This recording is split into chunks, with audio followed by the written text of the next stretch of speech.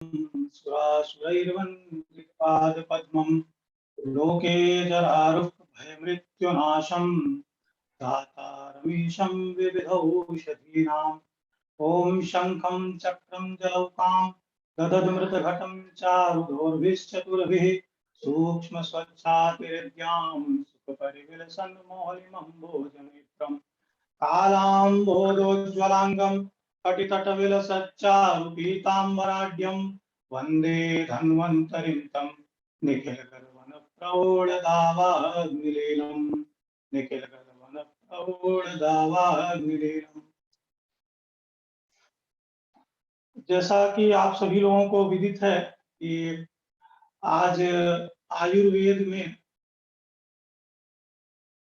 द्रव्यगुण विज्ञान एवं रस शास्त्र इस विषय पर मुझे व्याख्यान देना है। वस्तुतः ये जो विषय है बहुत ही बृहत है और 1 घंटे में इसको समेटना मतलब बहुत ही कठिन कार्य है और एक असंभव सा कार्य है। तो जितना भी हो सकेगा मैं कोशिश करूंगा कि आप लोगों के समक्ष जो है आयुर्वेद के इन 2 विषयों को उपस्थापित कर सकूं। तो द्रव्यगुण विज्ञान जैसा कि मुझे यहाँ नजर आ रहा है कि मोस्टली जो स्टूडेंट्स हैं संस्कृत के हैं, है ना, तो इसलिए आप लोगों को ध्यान में आयुर्वेद के भी इसमें छात्र हैं, उनकी संख्या लगभग 16-17 है जी। अच्छा, ठीक है। तो द्रव्यगुण विज्ञान वैसे तो संस्कृत वाले हैं तो थोड़ा बहुत जो है वो लगा ही लेते हैं कि इसका क्या अर्थ होगा, लेकिन फिर भी मैं जो है वहीं से प्रारंभ करता हूँ। तो द्रव्यगुण विज्ञान का अर्थ ये है द्रव्याणाम गुण कर्माणि प्रयोगा विविधास्तथा सर्वसो यत्र वर्ण्यन्ते शास्त्रम द्रव्य गुणम ही तत्। अर्थात द्रव्याणाम गुण कर्माणि, द्रव्यों के गुण कर्म, है ना, और उनके विविध प्रयोग जिस शास्त्र में वर्णित हैं एवं द्रव्य से संबंधित सब कुछ जहां भी वर्णित है, जिस शास्त्र में वर्णित है उस शास्त्र को द्रव्य गुण विज्ञान कहते हैं। अब पुनः आ जाते हैं कि आप लोगों के मन में एक शंका हो रही होगी कि द्रव्य ये क्या चीज है ना। तो द्रव्य से तो बहुत सारी चीजें दिमाग में आती हैं, ठीक है। तो लेकिन यहाँ पे स्पष्ट कर दूं कि यहाँ द्रव्य से अर्थ है विशेषता औषधियों से, ठीक है। वैसे द्रव्यों के बहुत सारे अर्थ हैं, जैसे खादिन्यात्मा मना कालो दिशश्च द्रव्य संग्रह, ठीक है। ये भी 9 कारण द्रव्य हैं, ठीक है। इसी प्रकार से द्रव्य के और भी भेद आयुर्वेद में बताए हैं, ठीक है।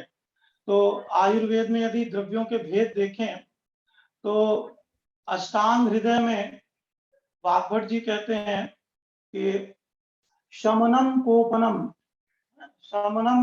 स्वस्थ हितम द्रव्यमिति द्विधा। तो एक कुछ द्रव्य ऐसे हैं कि जो दोषों का शमन कराएंगे तो उनको कहेंगे, है ना, शमन शामक द्रव्य। कोपनम यानी प्रकोपक, जो दोषों का प्रकोप कराएंगे उनको क्या कहेंगे, प्रकोपक द्रव्य।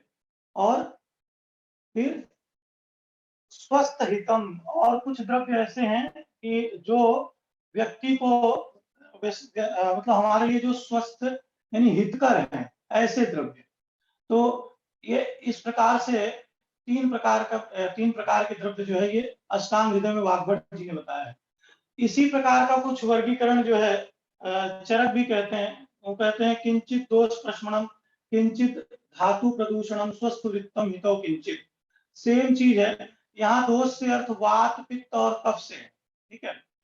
आयुर्वेद में 3 दोष बतलाए गए हैं और उन्हीं का शामन और प्रकोपन और जो है उन्हीं को बैलेंस करना ही आयुर्वेद का जो है परम सिद्धांत है, ठीक है।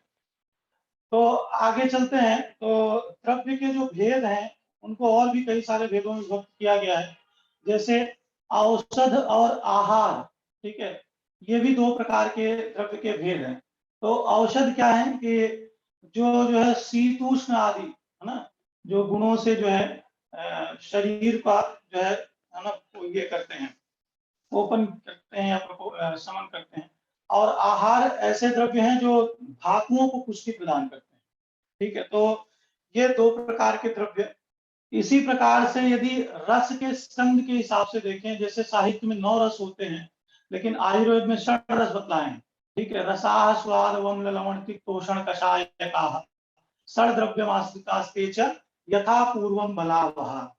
माने कि मधुर, अम्ल, लवण, कटु, तिक्त और कषाय, ये जो षड रस हैं, इन्हीं के आधार पे इनको 6 भागों में विभक्त कर दिया गया है। तो मधुर स्कंद, अम्ल स्कंद, लवण स्कंद, इस प्रकार से जो है रस के भेद 6 बताए हैं। ठीक है, और योनि भेद से यदि देखें तो 3 प्रकार के द्रव्य बताए हैं।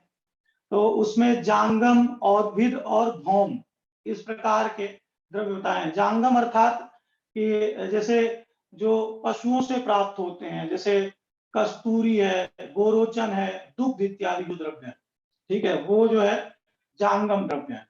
औद्भिद द्रव्य अर्थात जो पृथ्वी से प्राप्त होते हैं। ठीक है, मतलब जो जैसे गोधूम इत्यादि। और भौम अर्थात जो खनिज पदार्थ हैं, जैसे गंधक, पारद इत्यादि। ये इस प्रकार से 3 प्रकार के द्रव्य जो है, ये भी एक भेद बताया गया है। ऐसे कई प्रकार से भेदों का वर्णन है, उसमें ज्यादा डिटेल में नहीं जाते हुए थोड़ा सा वापस द्रव्य गुण विज्ञान पे आ जाते हैं। आपकी आवाज रुक गई है श्रीमान जी, कुछ डिस्कनेक्ट हुआ है? नहीं, यहाँ से तो कोई दिक्कत नहीं। आवाज आ रही है आप लोगों, बाकी लोगों को? आवाज बिल्कुल नहीं आ रही है, शायद कुछ डिस्कनेक्ट हुआ है कुछ। यहाँ से कोई दिक्कत नहीं।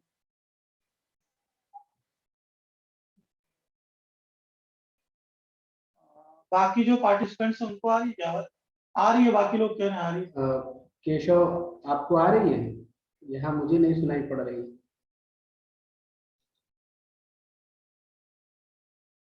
अच्छा, ऐसा कैसे हो सकता है? आ रही है क्या बाकी लोगों को? जी, आप कंटिन्यू रखिए, सुनाई पड़ रही है। क्योंकि यहाँ से तो मुझे नहीं लग रहा है कोई समस्या है।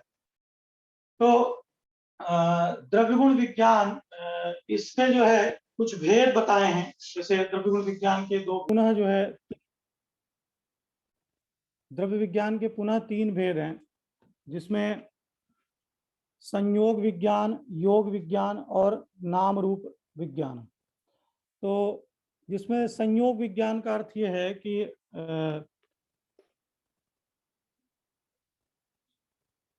हाँ, जिसमें संयोग विज्ञान का अर्थ यह है कि औषधियों का संयोग करके कुछ कल्पनाएं बनाई जाती हैं, जैसे चूर्ण इत्यादि। तो उसको जो है फार्मेसी भी कहा जाता है। और नाम रूप विज्ञान अर्थात कि इसमें जाति, कुल इत्यादि के द्वारा द्रव्य का परिचय किया जाता है। यानी औषधि का परिचय, जैसे आमल की है तो उसका कुल क्या है, ठीक है, उसका लैटिन नेम क्या है, उसका पर्याय नाम क्या है, इत्यादि। तो इस प्रकार से। और योग विज्ञान के पुनः 2 भेद हैं, गुण कर्म विज्ञान और जो है प्रयोग विज्ञान। जिसमें से गुण कर्म विज्ञान में क्या है कि औषधियों का जो है शरीर पर क्या प्रभाव होता है यह देखा जाता है। इसको कहते हैं फार्माकोडायनामिक्स। और दूसरा है फार्माकोथेरेपेटिक्स, जिसको प्रयोग विज्ञान भी कहते हैं। इसके अंतर्गत औषधियों का संयुक्तिक प्रयोग किया जाता है। मतलब औषधि कौन से रोग में, और विथ एविडेंस जो है इसमें जो है प्रयोग किया जाता है। तो ये फार्माकोथेरेपेटिक्स भी इसको कहते हैं।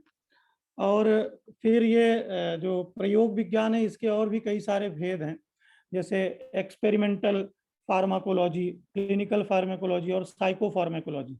जिसमें एक्सपेरिमेंटल अर्थात जैसे आपने भी देखा होगा, कोविड काल में जो है कई चरण थे ट्रायल के। तो उसमें से एक चरण होता है जिसमें हम जंतुओं पे, या जैसे चूहे हैं इत्यादि, इन पे जो है पहले औषधियों का प्रयोग करते हैं। तो इसको एक्सपेरिमेंटल फार्माकोलॉजी बोलते हैं।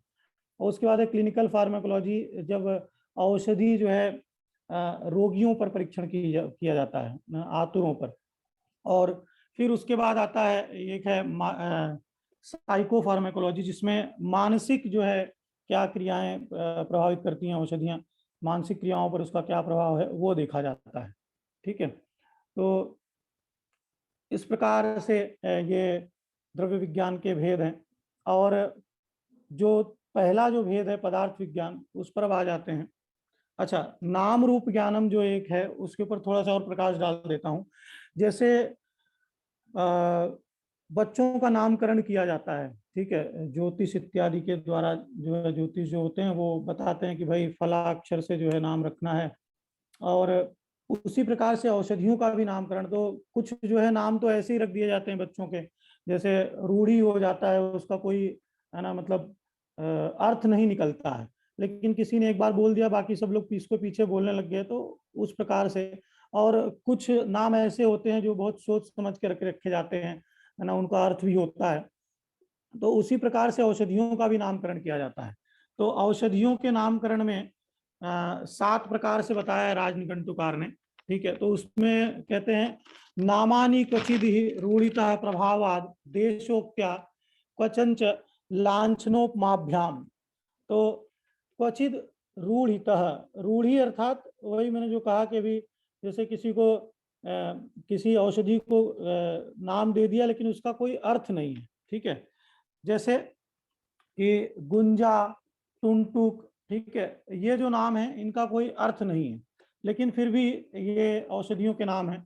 ठीक है, ऐसे ही रूढ़ितः प्रभावाद, कुछ औषधियों के नाम प्रभाव के आधार पर दिए जाते हैं। ठीक है, तो उसमें जैसे औषधियां जो काम करती हैं वो रसगुण वीर विपाक के द्वारा काम करती हैं, लेकिन कुछ औषधियां ऐसी होती हैं जो इनसे हट कर के काम करती हैं।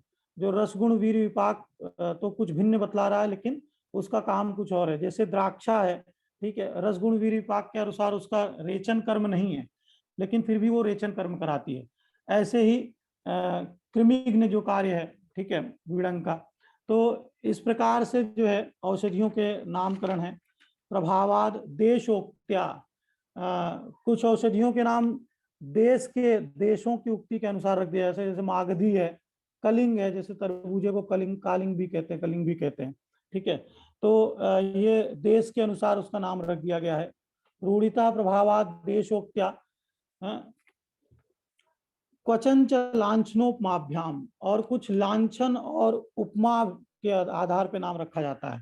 ठीक है, तो लांछन जैसे कि राजी फल चित्रपर्णी, जैसे एक जो चित्रपर्णी जो औषधि है उसके पत्ते पे जो है ये आकृतियां होती हैं, इसलिए उसका नाम चित्रपर्णी रख दिया। राजी फल क्योंकि उसका फल राजिका के समान होता है, इसलिए राजी फल नाम रख दिया।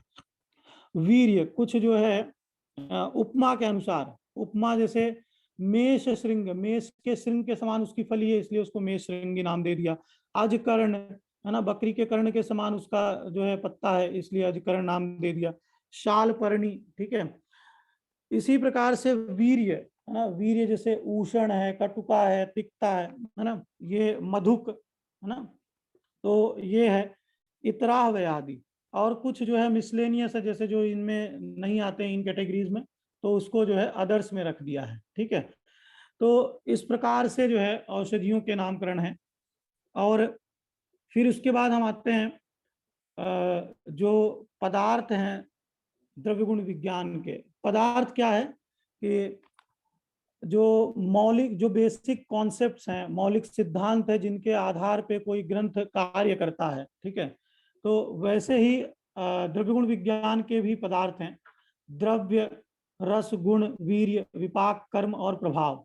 जिसमें से द्रव्य हमने अभी देखा था थोड़ी देर पहले। तो द्रव्य का अर्थ क्या है कि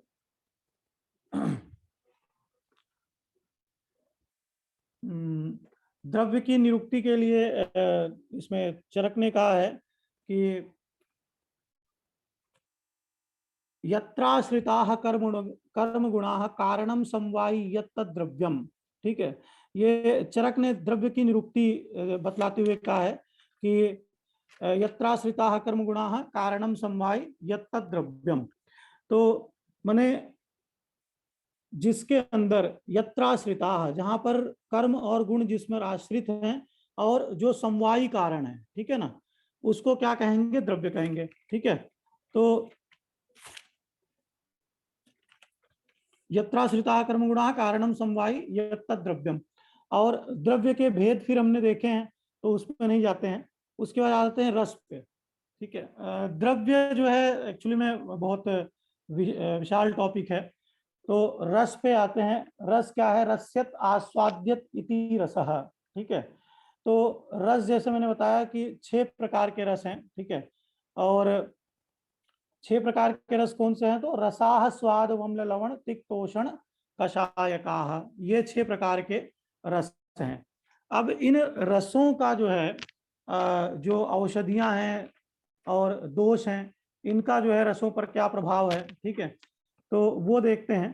तो दोषों पर जो रसों का प्रभाव है, देखिए जब आप किसी आयुर्वेद चिकित्सक के पास जाते हैं तो आपको कहता है कि ये चीज आपको खानी है, ये चीज नहीं खानी है, तो उसमें रसों का बहुत बड़ा रोल है। ठीक है, ये आपकी प्रकृति के अनुरूप वो आपको भोजन बताता है। ठीक है, तो जैसे तत्राद्या मारुतम घ्रंथि त्रयस्तिक्तादया कफम, है ना, और कषाय तिक्त मधुरा पित्त मन्येतु कुर्वते।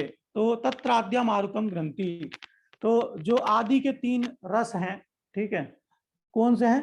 तो मधुर अम्ल लवण।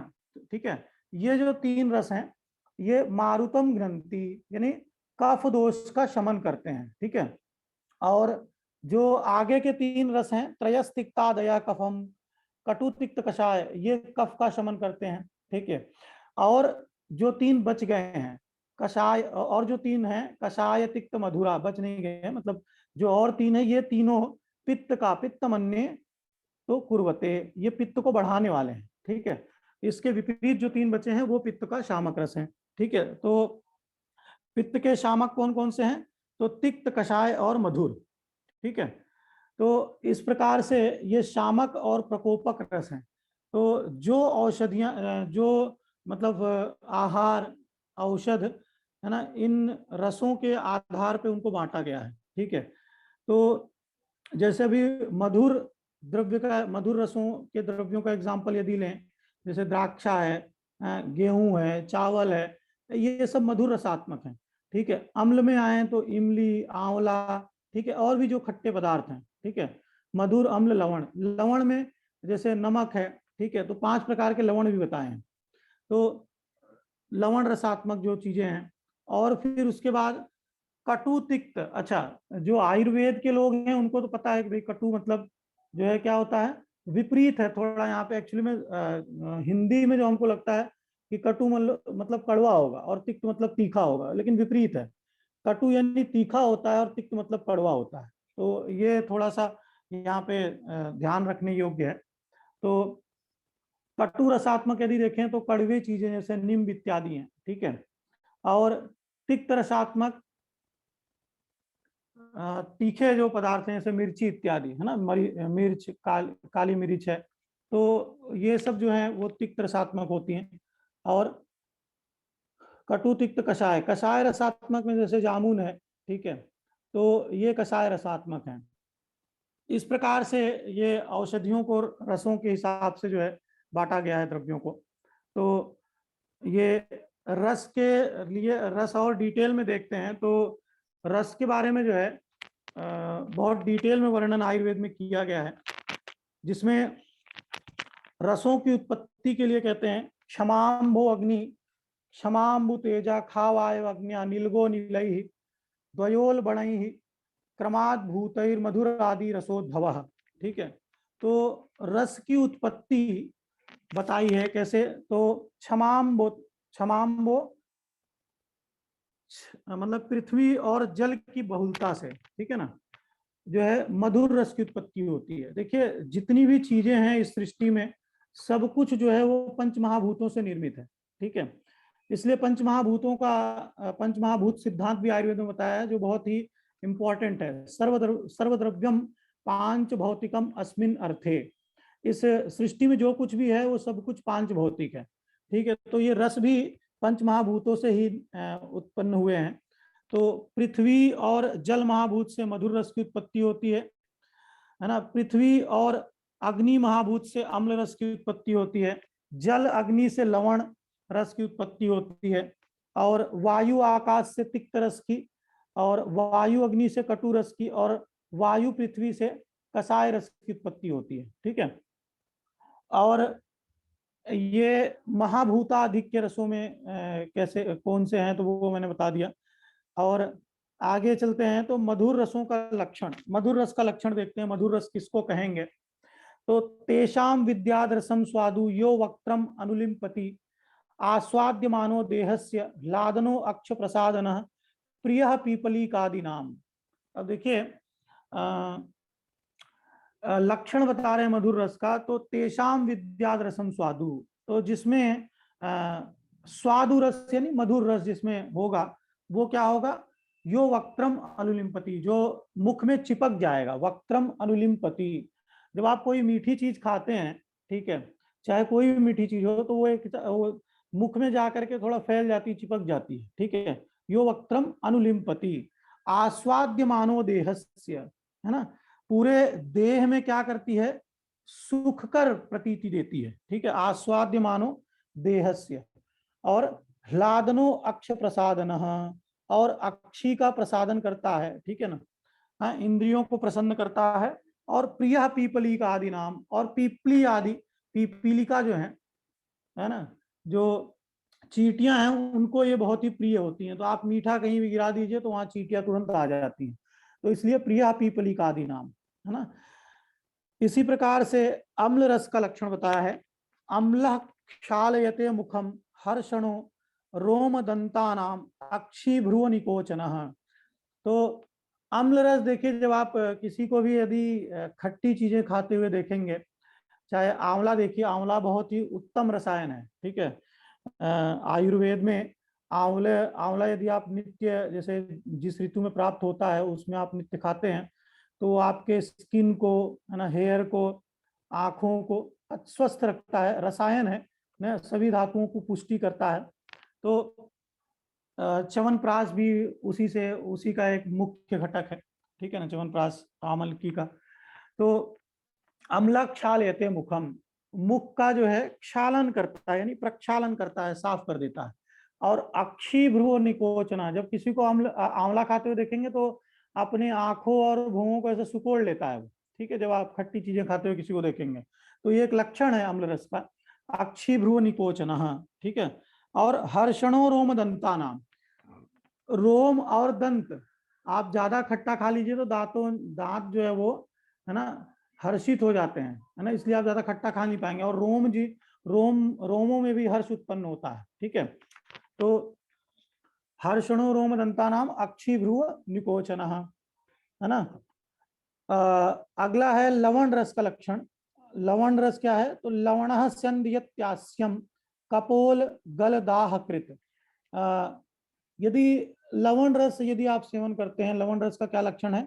तो स्यंद्यति, आप लवण रस के बारे में सोच लीजिए, ऐसे ही मुख में पानी ला देता है वो। ठीक है ना, और खा लेंगे तो फिर तो पानी पानी हो ही जाता है। और ऐसे भी आपने देखा होगा, जब आप किसी चीज में, जब आप कोई, है ना, सलाद वलाद में यदि आप नमक डाल देते हैं तो पूरा पानी पानी हो जाता है, 2-5 मिनट उसको छोड़ दें तो। ठीक है, तो ये इसका लक्षण है लवण रस का। तो लवण संध्यत्यास्यम कपोल गल दाहकृत, ये कपोल और गल यानी गले में, कंठ और कपोल में विदाह उत्पन्न करता है। ठीक है ना। और तिक्त रस क्या करता है? तिक्त रस का क्या लक्षण है? तिक्तो विशदयत्यास्यम रसनम प्रतिहंती च। ठीक है, तो तिक्त रस क्या करता है? विशदयत्यस्यम, तो ये तिक्त रस जो है ये मुख को विशद करता है। ठीक है, माने पिच्छिलता का नाश करता है। यदि जैसे चिपचिपा है तो उसको दूर कर देगा। कौन सा रस? तिक्त। ठीक है, तो और ये क्या करता है? रसनम प्रतिहंती च, और ये एक चीज और कर देता है कि रसनेन्द्रिय जो है, ठीक है, उसका हनन कर देता है। हनन कर देता है माने कि कुछ समय तक आप, जब अगर तिक्त रस का आपने सेवन कर लिया है, उसके बाद कुछ समय तक आपकी जो रसनेन्द्रिय है वो काम करना बंद कर देती है। माने आप उसके बाद कोई रस खाएंगे तो आपका उस रस का पता नहीं चलेगा।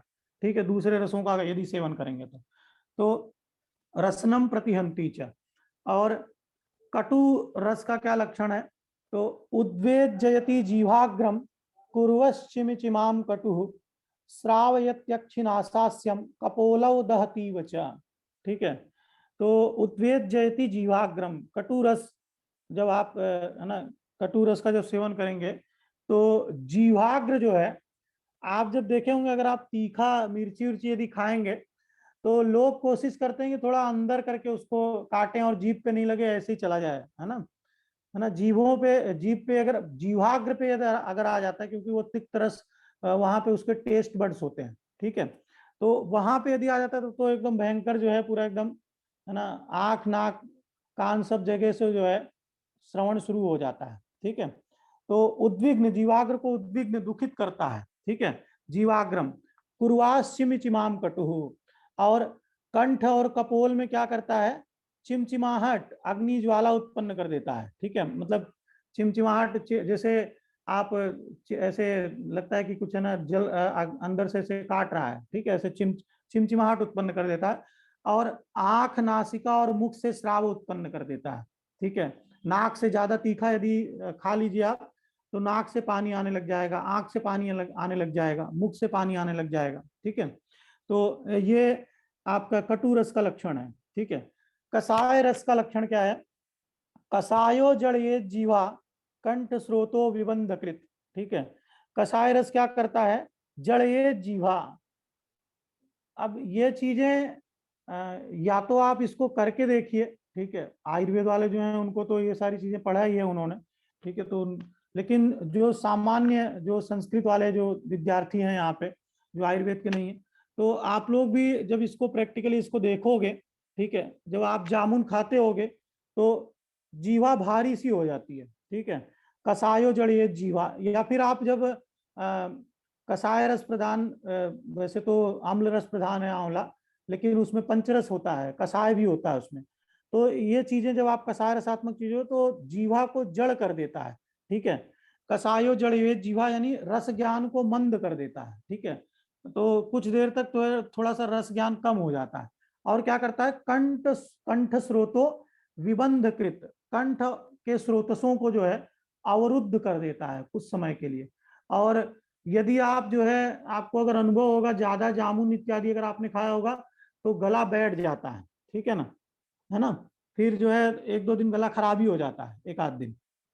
तो ये जो है रसों का जो है लक्षण है। ठीक है, आगे चलते हैं। तो समय जो है काफी हो गया है, तो दूसरा जो विषय है अपना, इसको यहीं समाप्त करते हैं। कुछ ऐसा टॉपिक ले लेता हूं मैं जो मैंने रस शास्त्र में और द्रव्य गुण में दोनों में कॉमन है। ठीक है, तो रस शास्त्र से क्या मतलब है कि जैसे अभी आपने एक रस तो देख ही लिया कि षड रस होते हैं, वो भी एक अर्थ है रस का। लेकिन यहाँ पे रस से अर्थ है, क्या अर्थ है रस से, तो पारद। ठीक है, रस शास्त्र का अर्थ है यहाँ पे पारद, रस मतलब पारद। ठीक है, तो पारद यानी मर्क्यूरी। ठीक है, और पारद से आप किस इष्ट देव को समझते हैं, किस इष्ट देव का जो है स्मरण होता है या फिर ध्यान में आता है, तो भगवान शंकर का। तो यदि जो रस शास्त्र के लोग हैं वो सिद्ध यानी नाथ संप्रदाय को ज्यादा मानते हैं। ठीक है, और इसमें नाथ संप्रदाय का पूरा वर्णन भी आता है। ठीक है, तो और शास्त्र का क्या अर्थ होता है, शिष्यते अनेनिति शास्त्रम। ठीक है, तो शिष्यते अनेनिति शास्त्रम का अर्थ यह है कि जिसके द्वारा, है ना, मनुष्यों के लिए जो, जिसमें शुभाशुभ कर्मों को बतलाया गया है, निर्देशन किया गया है। शुभाशुभ यानी किन कर्मों को करने से इहलौकिक और पारलौकिक जो है कल्याण होगा, यानी अभुदय होगा, या फिर किन कर्मों को करने से अधा पतन होता है। ठीक है, ये जिसमें बतलाया जाता है उसको शास्त्र कहते हैं।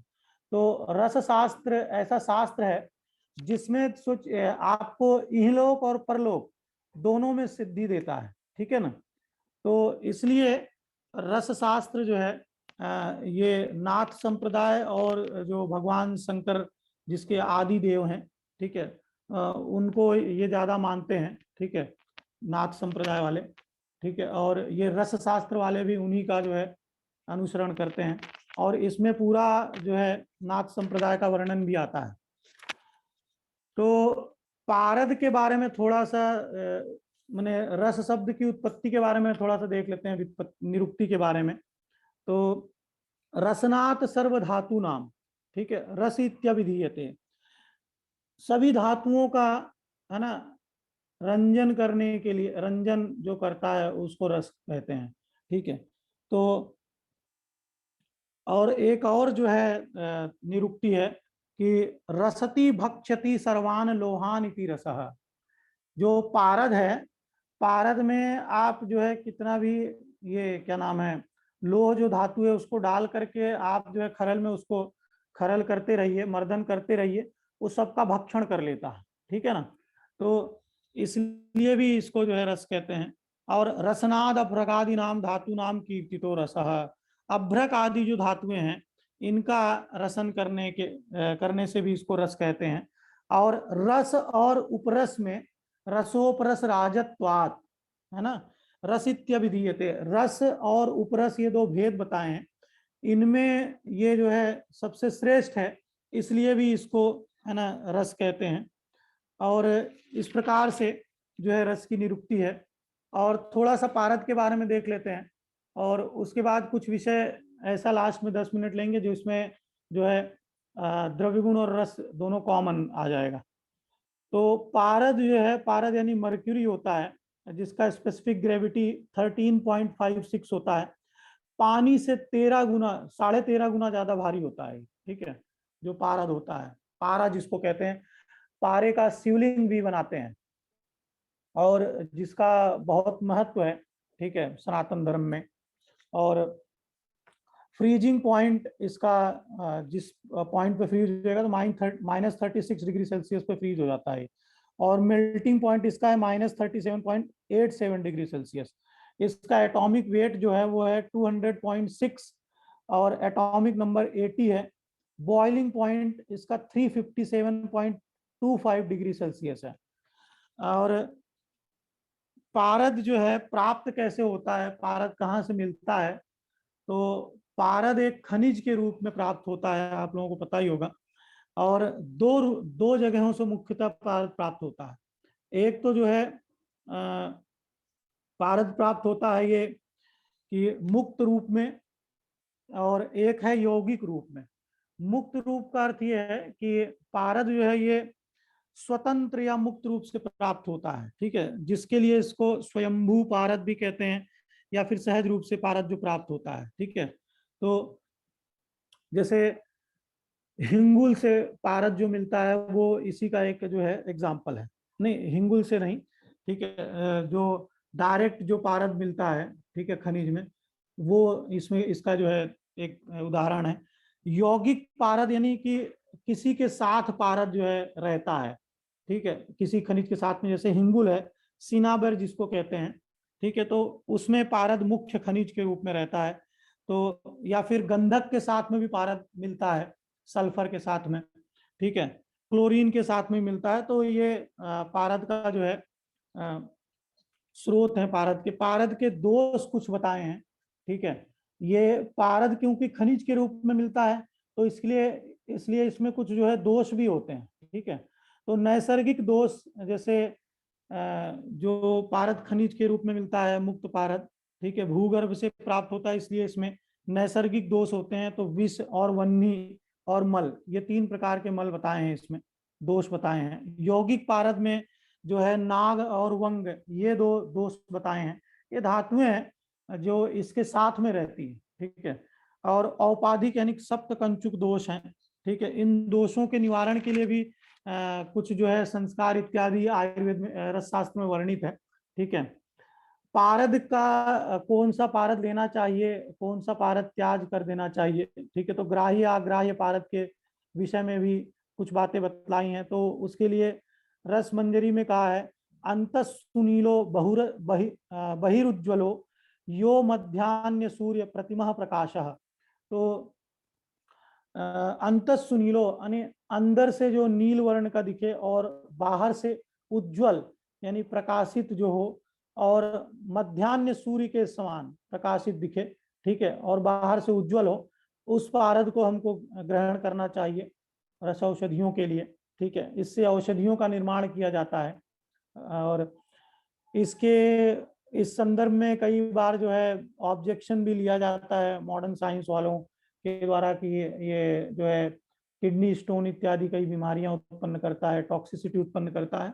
तो ये ऐसी चीजें नहीं होती हैं, क्योंकि एज इट इज पारद का प्रयोग नहीं किया जाता आयुर्वेद में। उस पर कुछ संस्कार किए जाते हैं, है ना, उसका शोधन किया जाता है, मारण किया जाता है। तो ये सारी चीजें हैं, उसके बाद में इसको, है ना, औषधियों के लिए प्रयोग में लाया जाता है। तो आग्राह्य पारद कौन सा है? तो धूम्र परिपांडुश्च चित्रो न योज्यो रसकर्म सिद्ध्यई। तो रसकर्म में ये इस प्रकार का पारद नहीं लेना चाहिए। किस प्रकार का? जो धूम्र वर्ण का हो, ठीक है, पांडु वर्ण का हो, और जो है मतलब चित्र रूप में हो, ऐसे पारद को नहीं लेना चाहिए। ठीक है ना। तो पारद का विषय यहीं पे स्टॉप करते हैं। अब आगे आ जाते हैं। कुछ विषय ऐसे हैं जो द्रव्यगुण विज्ञान और रस शास्त्र दोनों के लिए बहुत महत्वपूर्ण है और बहुत बेसिक है, जो कई बार लोग इसको, है ना, मतलब छोड़ देते हैं, लेकिन बहुत ही इम्पोर्टेंट है, बहुत बेसिक चीज है। तो मिश्रक गण उसमें से एक है, जिसमें द्रव्यगुण विज्ञान का कर्म का भी बोध हो जाता है। और जब रस शास्त्र या भैषज कल्पना में हम जब काम करते हैं तो उसमें इन सारे जो परिभाषाएं हैं उनका काम आता है। तो दीपन एक कर्म है औषधियों का, जिसके द्वारा, है ना, दीपन यानी यहाँ पे हमारे शरीर के अंदर भी एक अग्नि होती है जिसको प्रदीप्त करना होता है, जो भोजन को पचाती, जिसको जठराग्नि कहते हैं। ये अग्नियों में सबसे प्रधान और श्रेष्ठ अग्नि है। तो दीपन कर्म के लिए दीपन कर्म औषधियों का होता है, उसके बारे में दीपन के लिए कह रहे हैं, पचेन आमम वन्नीकृत्य दीपनम तद्यथा मिषि। तो पचेन आमम वन्नीकृत्य माने जो औषध द्रव्य आम रस को नहीं पचाता है। ठीक है, आम रस क्या है? आम यानी कि सिंपल सा आप ये समझ लीजिए कि जब भोजन अपचित रह जाता है तो उससे जो आहार रस उत्पन्न होता है उसको आम कहते हैं। ठीक है, जिसको सामान्यतः अगर आप समझ लीजिए, वैसे तो इनडाइजेशन के बाद जो प्रोडक्ट प्राप्त होता है उसको आम कहेंगे। ठीक है, जिससे कई व्याधियां उत्पन्न होती हैं। तो पचेन आमम वन्नीकृत्य दीपनम तद्यथा मिषि। मिषि यानी सौंफ। तो ये एग्जाम्पल दिया है दीपन औषधि का एक। तो जो आम को बिना पचाए दीपन कार्य करता है, ठीक है, उसको कहते हैं, क्या कहते हैं उसको? दीपन कर्म। ठीक है ना। और उसका एक एग्जाम्पल है सौंफ। इसलिए आप लोगों ने देखा होगा कि सौंफ को जो है भोजन करने के पश्चात लिया जाता है। ठीक है ना, कि ये क्योंकि वो जठराग्नि को प्रदीप्त करता है तो भोजन ठीक से पचेगा, ये एक जो है लॉजिक है। अच्छा, लवण और अदरक का भक्षण, अदरक यानी अदरक का भक्षण भी आपने देखा होगा कि भोजन के पूर्व में किया जाता है, जिससे जठराग्नि प्रदीप्त होती है। ठीक है, तो इसके लिए एक उक्ति भी है कि भोजनाग्रे सदापथ्यम लवण अदरक भक्षणम। ठीक है, तो इसलिए भोजन के पूर्व जो है छोटा सा, है ना, मतलब अदरक, मतलब ये नहीं कि आप एक आध दो, है ना, बड़े बड़े ये लेकर के आप अदरक जो है सलाद के जैसा खाने लग जाओ, ऐसा नहीं। 2-3 टुकड़े छोटे छोटे, और उसमें सैंधव लवण डाल करके आप उसका भोजन के पहले सेवन करेंगे तो जिससे क्या होगा कि रुचि उत्पन्न करता है भोजन में। ठीक है ना, जैसे किसी को भूख नहीं लग रही है तो भूख लगेगी उसको। तो ये इस प्रकार से दीपन कर्म। अगला है पाचन। पचत्यामम नवन्नीम च कुर्यात् तद्धि पाचनम नाग केशर वद विद्यात् चित्रोदीपन पाचन। अब ये जो कर्म है पाचन कर्म औषधियों का, ये इसमें क्या करें? पचत्यामम नवन्नीच, ये विपरीत है दीपन के। इसमें कह रहे हैं कि ये औषध, ये ऐसा औषध द्रव्य है जो आम को पचाता है लेकिन अग्नि को प्रदीप्त नहीं करता है। ठीक है, तो इसका क्या उदाहरण है? नाग केसर और, है, नाग केसर, ये इसका एग्जाम्पल है। ठीक है, नाग केसर जो है, वो जो केसर होता है वो नहीं है। नाग केसर एक नागरमोथा आता है ना, वो बहुत सस्ता आता है ना। तो ये जो है नाग नाग केसर या मुस्ता भी उसको कहते हैं। इसको आप जैसे अगर किसी को इंडाइजेशन है, अपचन है, भोजन ठीक से नहीं पचता है, तो आप इसका चूर्ण ले लीजिए और गर्म पानी ले लीजिए, ठीक है। और जैसे जब आप पानी पीते हैं तो उसमें इसको घोल करके पीजिए, तो जिससे अपचन में बहुत अच्छा लाभ होता है इससे, ठीक है। तो और चित्रोद्दीपन पाचना, और चित्रक है, आपने आप लोगों ने सुना होगा, अगर किसी वैद्य के पास आप गए होंगे कभी, तो चित्रकादि वटी जो है मिलती है, जो भोजन के पूर्व खाने के लिए दिया जाता है, तो ये दीपन और पाचन दोनों कर्म करता है चित्रक, ठीक है। तो चित्रक का मूल इसमें विशेषता प्रयोग में लाया जाता है, तो ये दीपन भी करता है और पाचन दोनों कार्य करता है, ठीक है। उसके बाद आ जाते हैं संशमन कर्म पे, ठीक है। संशमन या संशमन से आप समझ गए होंगे, किसी चीज को शांत करना या जो है मतलब बैलेंस करना, ठीक है। ना शोधयति ना द्वेष्टि समान दोषांश तथोद्युतान समी कर्मो करोति विस्मान समनम तद्यथा अमृता। अमृता यानी गुड़ोची। गुड़ूची आप लोगों ने कोविड में खूब सुना होगा, गिलोय, ठीक है, जिसका खूब लोगों ने प्रयोग किया। लेकिन देखिए, जितनी भी आयुर्वेद की औषधियां हैं, ठीक है, लोगों के जो सामान्य लोग हैं, ठीक है, सामान्य नागरिकों को जो है आयुर्वेद के बारे में एक चीज ये पता है कि भाई इसका कोई साइड इफेक्ट नहीं होता है, तो बिंदास लीजिए, जो भी जितना भी खाना है खाइए पीजिए। लोगों ने क्या किया कि जो काढ़ा था, मिर्च, सौंठ, अदरक, है ना, दालचीनी, दुनिया भर का सब डाल डाल करके और खूब पिया उसको, जिससे क्या हुआ, कई सारे लोगों को अल्सर हो गए, ठीक है ना, पेट में, इसलिए। और गुड़ूची का यदि आप ज्यादा सेवन करते हैं तो भी हानिकारक है। आप नीम का, कुछ लोगों को मैंने देखा है कि नीम जो है, नीम का रस निकाल करके पीते हैं। तो देखिए, ये सब चीजें फायदेमंद तो हैं, लेकिन औषधि जो है उसकी एक मात्रा होती है, ठीक है ना, उस मात्रा में लेना बहुत आवश्यक होता है। और हर किसी के लिए हर चीज नहीं होती है, आपकी प्रकृति के अनुरूप कोई भी औषधि होती है। तो इसलिए आप कोई भी औषधि यदि आयुर्वेद की प्रयोग में लाते हैं तो एक बार वैद्यकीय सलाह अवश्य लीजिए, ठीक है ना। तो संशमन क्या है कि ना स्वेदेति ना द्वेष्टि, यानी ऐसी ऐसे औषधि द्रव्य जो ना तो शोधन कफादि दोषों का शोधन करते हैं, अर्थात ना तो वमन विरेचन इत्यादि पंचकर्मों द्वारा निकलता है, ठीक है, और ना ही ये समान रूप में स्थित वातादि दोषों को बढ़ाते हैं, बल्कि जो दोष बढ़ गए हैं या जो दोष कम हो गए हैं उनको समान माने बैलेंस स्टेट में ला करके छोड़ देते हैं। तो ये है संशमन द्रव्य, इसी में एक अमृता है, ठीक है। गुड़ूची एक रसायन है, रसायन के रूप में भी इसका प्रयोग किया जाता है, ठीक है। अमृता के बहुत सारे प्रयोग हैं। तो अनुलोमन, अगला आ जाते हैं। अनुलोमन यानी कि जो वात है, वात दोष का अनुलोमन गति यानी कि अधोगति, है ना, करवाना, तो वो अनुलोमन है। कृत्वा पाकम मला नाम यद भित्वा बंधम अधो नयेत तच्च अनुलोमनम गेयम यथा प्रोक्ता हरितकी।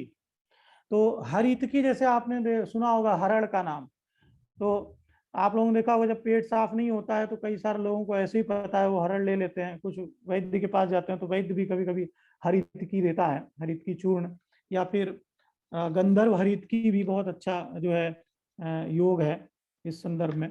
लेकिन इसमें क्या है कि जो औषध द्रव्य को अपक्व मलों को पका करके, ठीक है ना, कृत्वा पाकम मला नाम, ठीक है, जो अपक्व मल है उनको पका करके यद भित्वा बंध मलो नयेत, और जो बंधे हुए मलों को भी, ठीक है ना, तोड़ करके बाहर निकाल देता है ना। तो ऐसा कर्म जो है हरितकी करता है। यदि आपको कॉन्स्टिपेशन है तो आप हरितकी का सेवन करिए, जो है वो कॉन्स्टिपेशन दूर हो जाएगा, ठीक है। स्त्रंशन, स्त्रंशन क्या है, पक्तव्यम यद पक्त्वैव श्लिष्टम कोष्ठे मलादिकम नयत्यथा स्त्रंसनम तद्यथा स्यात् कृतमालकः। तो पक्तव्यम यद पक्त्वैव, ठीक है, तो कोष्ठ में जो चिपके हुए पच्यमान मलों को जो है बिना पकाए कच्चा ही निकाल नीचे ले जाए और जो गुदा मार के द्वारा बाहर निकाल देता है, इसको स्त्रंसन करते हैं, कहते हैं। माने कि वो कैसा भी मल हो, है ना, मतलब उसको पकाने उकाने का इसका जो है ये कार्य नहीं है, ये तोड़ फोड़ करके उसको बाहर निकाल देगा। तो ऐसे ही आमल तास, यानी यहाँ पे जो कृतमालक जो शब्द है वो आमलतास के लिए प्रयोग में लाया जाता, प्रयोग उसका पर्यायवाची नाम है। तो आमलतास का फल मज्जा यदि आप प्रयोग करते हैं तो वो कैसा भी मल हो उसको निकाल के बाहर कर देगा, ठीक है ना। भेदन, भेदन क्या है, तो मलादिकम बद्धम अबद्धम यद अबद्धम वा पिंडितम मलई भित्वाधा पातयति तद भेदनम कटुकी यथा। तो जो अबद्ध या बद्ध या पिंडीकृत पिंडीभूत जो पुरुष है उसको भेदन करके अधोमार्ग से निकाल दे उसको, है ना, भेदन जो है कर्म कहते हैं। तो कुटकी कटुकी यह काम करती है, ठीक है। तो अगला है रेचन। रेचन अर्थात कि विपक्वम यद अपक्वम व मलादि द्रवताम नयेत रेचयत्यपि तज्जेयम रेचनम त्रिवृता यथा। त्रिवृत्त जो है निषोध को कहते हैं। पंचकर्म में एक कर्म है विरेचन, जिसमें इसका प्रयोग किया जाता है, ठीक है। तो विरेचन करवाने के लिए, विरेचन यानी लूज मोशन, ठीक है ना, औषध द्रव्यों के द्वारा जो है लूज मोशन या विरेचन जो है मल त्याग करवाना उसको, तो रेचन कर्म इसका है। तो पक्व या अपक्व मलादि को पतला कर दे और नीचे की ओर ले जाए, गुदा मार्ग से बाहर निकाल दे, उसको रेचन कर्म कहते हैं, ठीक है ना। तो ये आपका रेचन कर्म हो गया। वमन क्या है, वमन भी पंचकर्म का एक जो है भेद है। इसमें क्या है कि औषधि द्रव्यों से जो है, औषध द्रव्यों के द्वारा मुख से मुख से जो है उल्टियां करवाई जाती हैं, तो उसको वमन कहते हैं। तो उसमें क्या है, अपक्वम पित्त श्लेष्मान्नम बलाद ऊर्ध्वम नयेत तु यत् वमनम तद्धिविज्ञेयम मदनस्य फलम यथा। तो इसमें क्या है कि अपक्वम, तो अपक्व जो पित्त या अपक्व कफ या अपक्व अन्य है को अपने प्रभाव से बलपूर्वक ऊपर ले जाता है, ठीक है ना, और मुख मार्ग से बाहर निकाल देता है, उसको वमन कर्म कहते हैं। अच्छा, ये जो वमन विरेचन इत्यादि जो पंचकर्म है, ये आपके स्किन डिजीज में जितने कोई भी किसी प्रकार का स्किन डिजीज हो, है ना, उसमें बहुत अच्छा लाभ करता है ना। और इसका इतना गजब का मतलब लाभ दिखता है कि यदि आप इसका प्रयोग करवाएं अपने शरीर पे, तो स्वस्थ लोग भी पंचकर्म करवा सकते हैं, ठीक है। तो किसी वैद्य से मिल करके जो है पंचकर्म का कभी आप लोग इसका लाभ उठाइए। तो ये बाल से लेकर के नख तक इसका फायदा देखने को मिलता है आपको। चेहरे पे ओज तेज चमक दिख जाएगी, ठीक है ना। और आपका एक हिसाब से पूरा का पूरा डिटॉक्सिफिकेशन जो आजकल है ना, डेटॉक्स के नाम से जो है कई सारे जगह पे आपको दिखेगा। तो ये कुल मिलाकर के शरीर के मलों को, गंदगियों को, पूरे स्रोतसों को साफ कर देता है। अब हम अपने कपड़े की सफाई तो करते हैं, घर की सफाई करते हैं, लेकिन शरीर की सफाई हो नहीं पाती है। तो शरीर को यदि स्वच्छ करना है तो एक तो योग में षटकर्म बतलाया है उसके द्वारा आप कर सकते हैं, या फिर आप आयुर्वेद में पंचकर्म बतलाया है उसके द्वारा आप कर सकते हैं, ठीक है। तो ये जो है आप साल 6 महीने में अवश्य एक बार करवाएं तो ठीक रहता है। तो उसके बाद अगला है देह छेदन। तो श्लिष्टान कफादिकान दोषान उन्मूलयति यद बलात् छेदनम तद्यथाक्षारा मरिचानी शिलाजतु।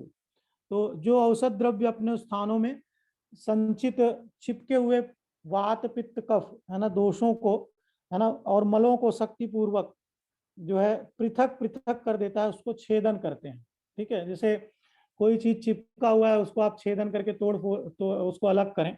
तो मरीच, क्षार मरीच और शिलाजतु ये काम करते हैं, ठीक है। तो इसी प्रकार से ग्राही है, ग्राही कर्म औषधियों का। तो दीपनम पाचनम यस यस यत्स्याद उष्णत्वाद्रव शोषकम ग्राही तच्च यथा सुंठी जीरकम गज पिप्पली। तो ग्राही अर्थात क्या है कि दीपन पाचन गुणों से युक्त जो औषध है वो आम को भी पचाता है और अग्नि को भी प्रदीप्त करता है, ठीक है ना। तो साथ ही उष्ण गुण के कारण शरीरस्थ द्रवों को सुखा भी देता है, ठीक है। तो उसे ग्राही कहते हैं। जैसे शुंठी है, जीरक है ना, ये ग्राही कर्म करते हैं।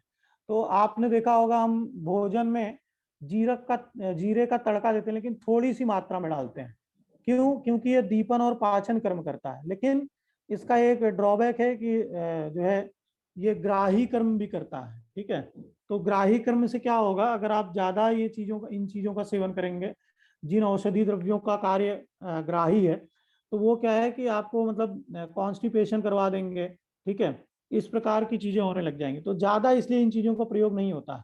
तो जीरा को तड़के में डालने का यही उद्देश्य है कि वो भोजन को माने जठराग्नि को प्रदीप्त करे और भोजन को पचाए, इसलिए तड़के में जीरा इत्यादि डाला जाता है।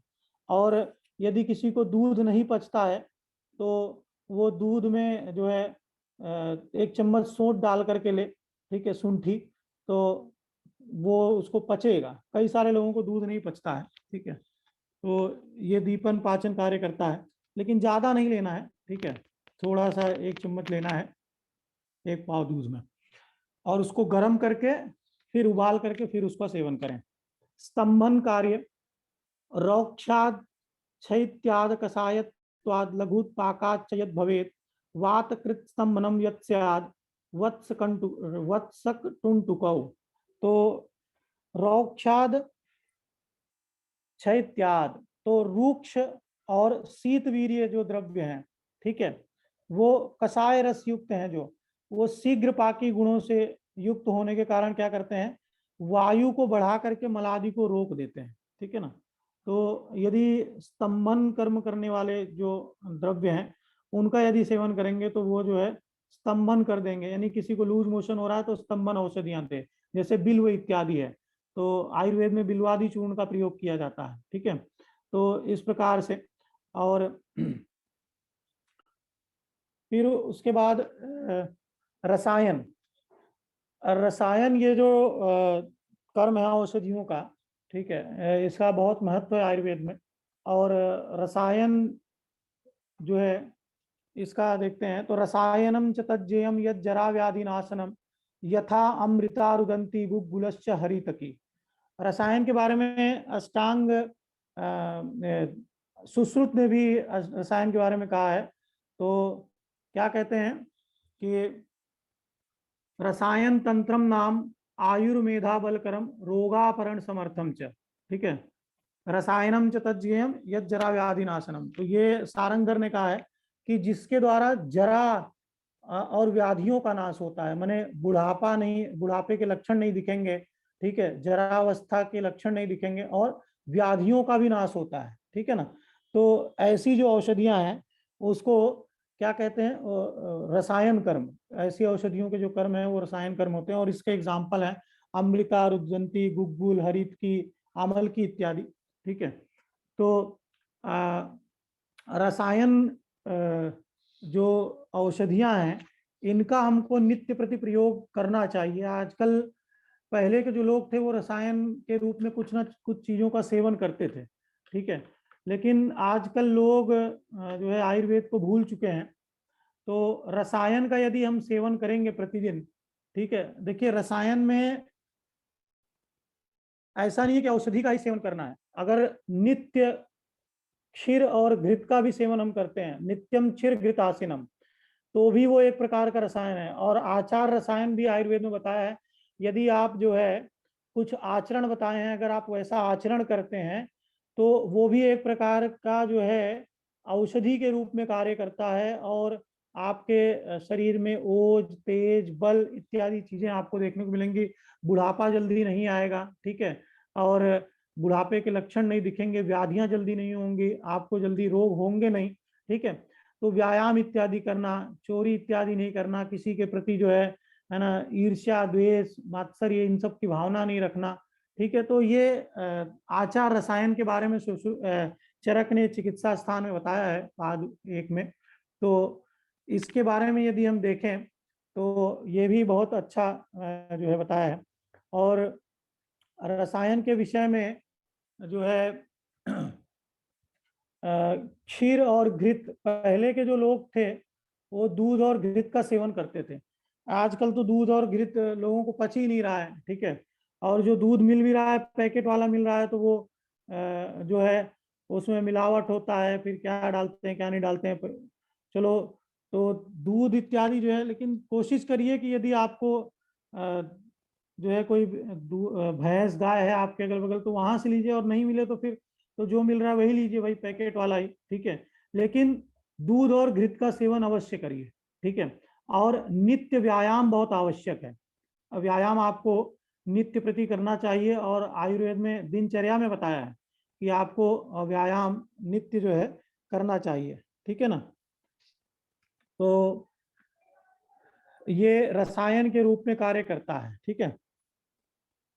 और रसायन के बारे में एक और कह रहे हैं कि स्वस्थ ऊर्जस कर्म यत्तु तद विषयम तद रसायनम।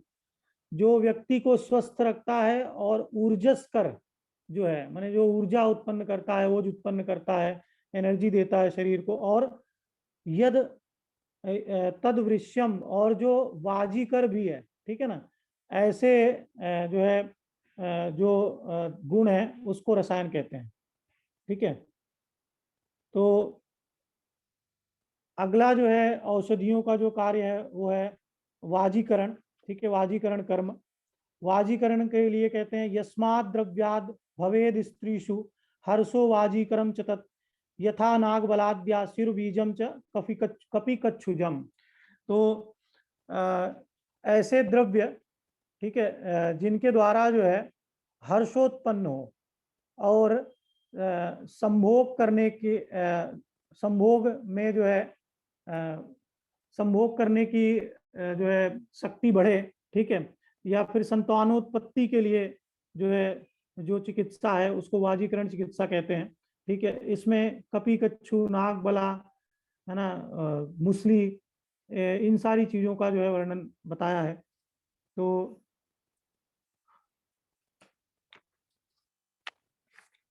अगला जो है सूक्ष्म कर्म, ठीक है। सूक्ष्म ये एक गुण है औषधियों का।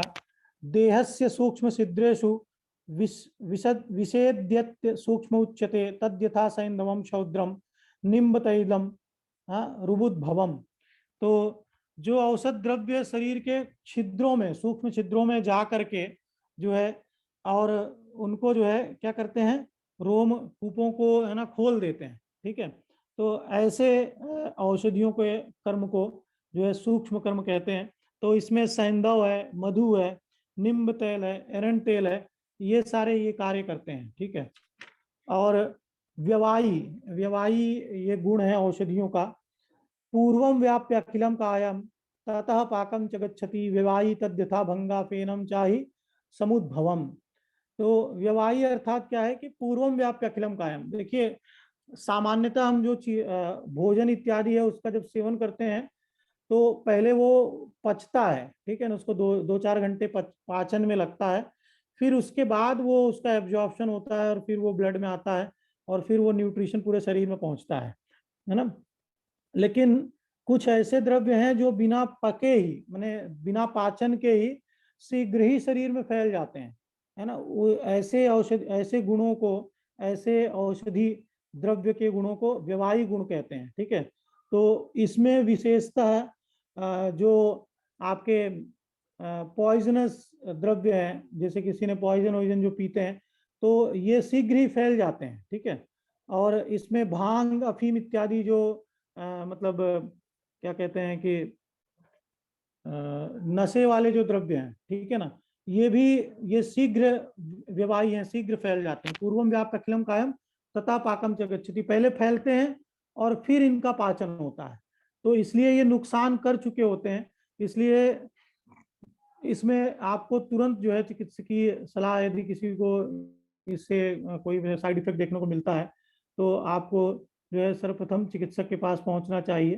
तो जिससे आपका गैस्ट्रिक लवाज वगैरह करके जो है, अगर आपने विष, किसी ने विष वगैरह पिया है तो वो फट से जो है उसको उल्टी करवा करके निकाल देते हैं, या गैस्ट्रिक लवाज होता है, पूरा का पूरा जो है जो चीज़ें हैं उसको बाहर निकाल करके फिर दूसरा फ्लूइड रिप्लेस करते हैं। तो व्यवाही गुण भांग और अफीम में होता है ये, ठीक है। विकासी, विकासी गुण क्या है, संधि बंधास्तु शिथिलान्य यत करोति विकासी तत् विश्लेषश्चैव विश्लेष्य औजस्य धातुभ्यो यथा क्रमुकद्रवौ। तो जो है ना औषध द्रव्य शरीर के संपूर्ण धातुओं को, धातुओं से ओज को पृथक कर संधि बंधनों को ढीला कर देते हैं, ठीक है, उसको विकासी कहते हैं। जैसे ये बहुत हानिकारक होते हैं शरीर में। तो इसमें आपका क्रमुक यानी सुपारी, जो लोग सुपारी खाते हैं, ठीक है, तो ये सारी चीजें फिर उनको जो है आपको देखने को मिलेगा कि उनका ओज, उनके है ना, मतलब चेहरे पे तेज नहीं दिखेगा, ओज नहीं दिखेगा, बार बार बीमार होंगे, अस्थियों से मतलब जोड़ों में जो है समस्याएं आएंगी। और कोद्रव यानी कोदो धान्य, जिसको नाचनी भी कहते हैं, कुधान्य है, इसका भी अधिक सेवन देखिए किसी चीज का नहीं होना चाहिए, ठीक है। तो इसका भी यदि अधिक सेवन करते हैं तो फिर ये गड़बड़ करता है, ठीक है। और मदकारी यानी कि नारकोटिक्स जो द्रव्य होते हैं जो मद उत्पन्न करते हैं, ठीक है, जैसे सुरा आदि इसका एग्जाम्पल है। तो बुद्धिम लिम्पति यद द्रव्यम, तो जो है ना बुद्धिम लुम्पति यानी बुद्धि का लोप करा देते हैं, ठीक है, तमोगुण की प्रधानता के कारण जो बुद्धि का लोप करा देते हैं, बुद्धिम लुम्पति यद द्रव्यम मदकारी तदुच्यते, ठीक है। और तमोगुण प्रधानम च मध्यम यथा मध्यम सुरादिकम, तो मद्य और सुरा आदि जो है, ठीक है, मदिरा सुरा, तो ये जो है मदकारी होते हैं, ये जो है बुद्धि का लोप करा देते हैं। इसलिए व्यक्ति मदिरा पान करके जो है ना, उल्टी पुल्टी हरकतें करता है, उसको पता नहीं है कि भाई हो क्या रहा है, चल क्या रहा है, ठीक है। तो उस समय जब वो नशे में होता है तो वो कुछ भी करता है। अच्छा, अगला जो है विष जो द्रव्य है, तो उसके बारे में बता रहे हैं। तो व्यवायी च विकासी स्यात् सूक्ष्मं छेदी मदावहम आग्नेयम जीवित हरम योगवाही स्मृतम विषम। देखिए विष के बारे में कह रहे हैं, जो विष द्रव्य होते हैं उनका उनके बारे में क्या कह रहे हैं कि योगवाही होते हैं ये। तो व्यवाही विकासी सूक्ष्म छेदन मदकारी आग्नेय गुण युक्त प्राण नाश करने वाला होता है ये योगवाही, यानी कि ये जिसके भी साथ में जाते हैं, आप इनको किसी भी चीज के साथ में मिला के दे दो, ये है ना उसके साथ मिल करके इनका गुण और बढ़ जाता है बल्कि, ठीक है ना। तो इनके इनके गुणों में वृद्धि हो जाती है। योगवाही यानी कि जैसे पानी है, दूध है ना, घी है, तो योगवाही रूप में काम करते हैं ये, ठीक है ना। तो इसी प्रकार से अभिष्यंदी गुण, अभिष्यंदी क्या है, पैच्छिल्याद गौरवाद द्रव्यम रुद्वार स्वहासिरा धत्ते यद गौरवम तस्माद अभिष्यंदी यथा दधी, ठीक है। देखिए अभिष्यंदी यानी कि स्रोतसों में जो है ना अवरोध उत्पन्न करता है, ठीक है ना। पैच्छिल्याद गौरवाद, पिच्छिल गुण और गुरु गुण के कारण द्रव्य जो है वो क्या करता है, रुद्ध्वा रसवाहा, जो रसवाहिनियां हैं, जो सिराएं हैं, उसमें अवरोध उत्पन्न करता है, और इस कारण से इसको अभिसंधि कहते हैं। इसीलिए इसका एग्जाम्पल दही है, और इसलिए दही का अधिक सेवन आयुर्वेद में वर्ज्य है, और नित्य सेवनीय नहीं कहा है दही को, ठीक है। लेकिन लोग इसका नित्य सेवन करते हैं, जिससे फिर तरह तरह की बीमारियां होती हैं, ठीक है ना। नित्य दही का नित्य सेवन नहीं करना चाहिए, आप तक्र का नित्य सेवन कर सकते हैं, ठीक है। सर कंटिन्यू करें? अब उपसंहार कर दीजिए। अच्छा, तो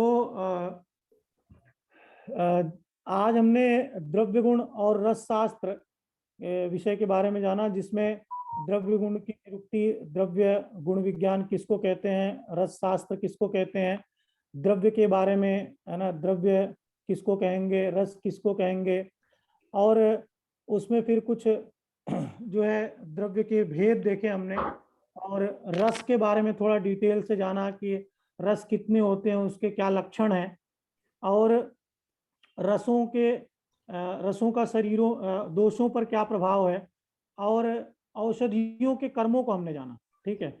और ये विषय बहुत विस्तृत है, तो इसलिए मैंने कुछ ऐसी चीजें ली जो सामान्यतः सभी को समझ में आ जाए, ठीक है, क्योंकि ये विषय इतना विशाल है कि पूरी की पूरी है ना संहिता इसके ऊपर है, ठीक है, पूरी पूरी मतलब ये एक ब्रांच ही है टोटल।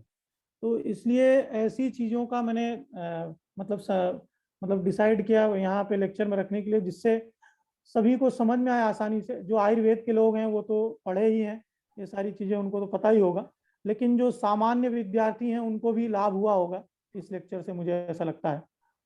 तो बहुत बहुत धन्यवाद आप लोगों का। इसी के साथ मैं अपनी वाणी को विराम देता हूँ। और यदुवीर जी,